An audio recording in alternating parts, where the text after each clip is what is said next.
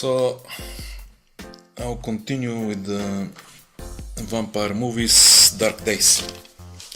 30 Days of Night, Dark Days. This is the sequel. So the sequel is not with Josh Hartnett. He doesn't play there. I'm just gonna show you first the front. And also the director is different.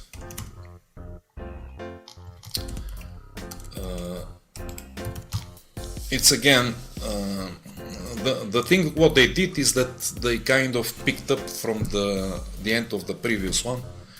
They picked up and they continued. So whatever happens at the end of the one which I spoke about before, the first part, 30 Days of Night. Ben Ketai is the director, and he kind of incorporated the other movie within this movie, which was shot in Vancouver for 25 days. Can you imagine? So it was kind of a rush job, yeah. And it probably shows in the final product. Yeah.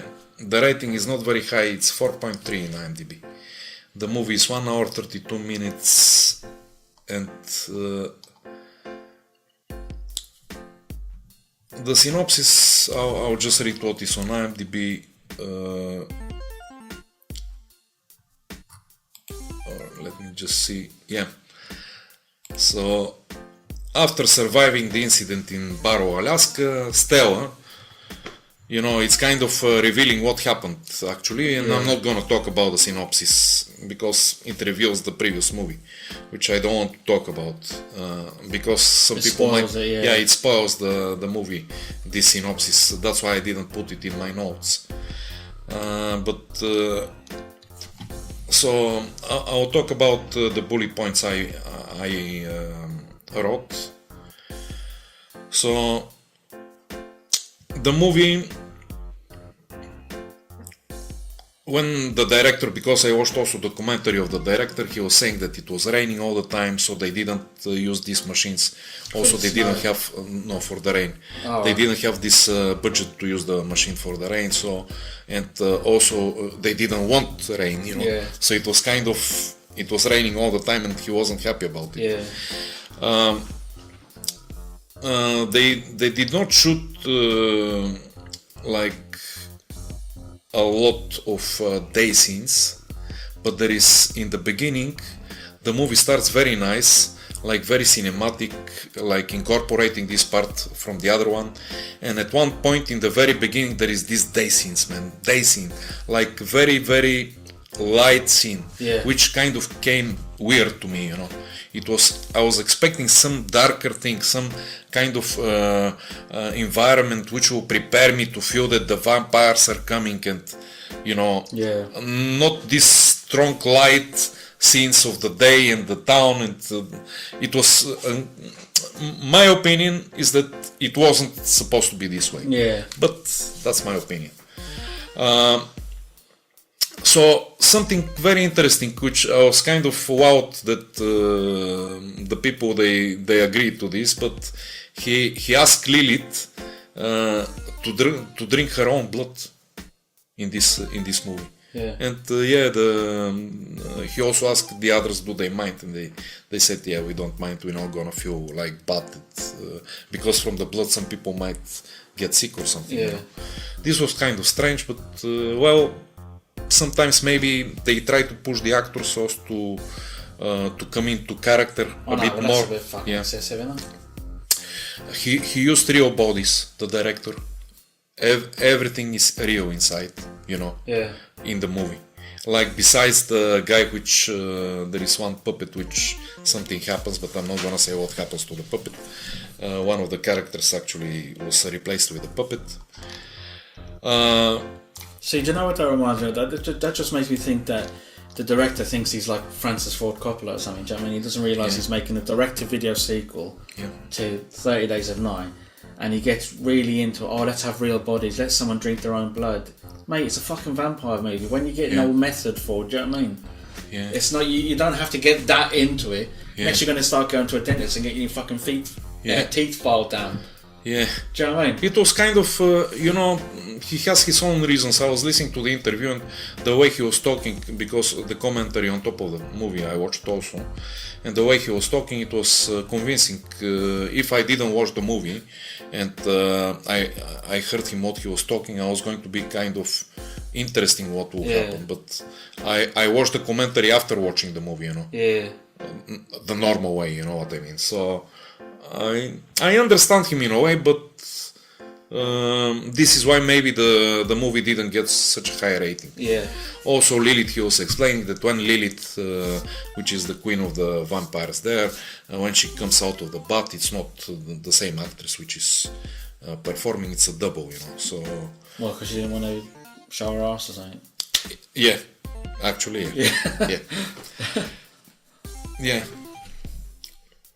I didn't feel that I'm in danger, I didn't believe that these vampires will do something, because there was also this scene when so they are running from the vampires in some corridors, in some dungeons. So in those dungeons there is not too much light, it's very suspenseful, so you expect the vampires to come. At one point they enter one room and the main character, which is playing Stella, but another actress, of course, is not from the previous movie.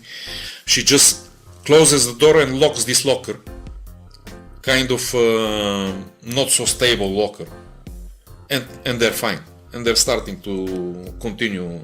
They're talking about stuff and but I wasn't convinced that this locker is gonna hold this powerful vampires, which kind of do stuff, and they're so strong in the first 30 days with Josh Hartnett. He had to do something so as to fight them. They were so strong. So I was expecting as a sequel they to be secured in with a stronger lock, you know what I mean. And when I saw this funny lock, man, I said to myself, I don't believe that those vampires will stop, there. And nobody came to knock on the door and stuff like this. They just stayed in this room and continued, Stuff like that can take you out of the film. Yeah, exactly. From you're the very beginning. And I know you're thinking, okay, vampire movie, it's obviously not real, but in your head, if you wanted to generate that real horror, and generate the fact that the people are in peril, you want to put them in a room that can fucking hold off a group of vampires, wouldn't you? You want it to feel like they're safe. But exactly. And at least the vampires to be not so stupid to come to knock on the door to make it a bit of dangerous, so they have to push the door to hold the lock or something like this, you know what I mean? Like nobody came to knock on the door, man.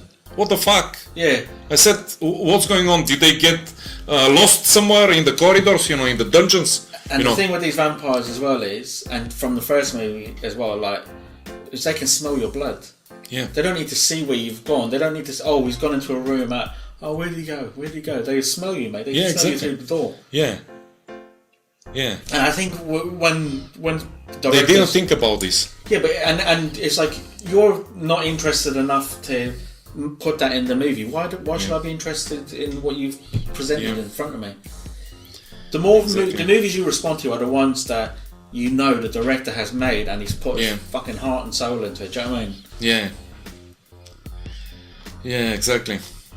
So this put me also off, It kind of made me to not believe that I'm under some danger, And I kind of felt that the movie's shot in very good way. The cinematics are good, the camera movement. But as I said earlier, these scenes with too much light were not necessary, and also they had to put some locker, like a strong lock, and to make the door massive or something like this, or to have some more running around in these corridors, in these dungeons, and so small things like this, There is also a little bit of sex scene there, which is kind of over the limit, It's kind of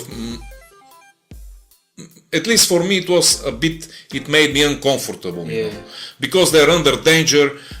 In this dangerous situation, people kind of feel maybe they say, "Let's do it one more time because it might be our last time," you know. The last time, the last thing you're thinking of is, look, we're getting chased by vampires. Fancy a shake? I mean, we might as well have a go. Exactly. You know, it's like, no, you don't. It's just unrealistic. How it looks inside the Blu-ray.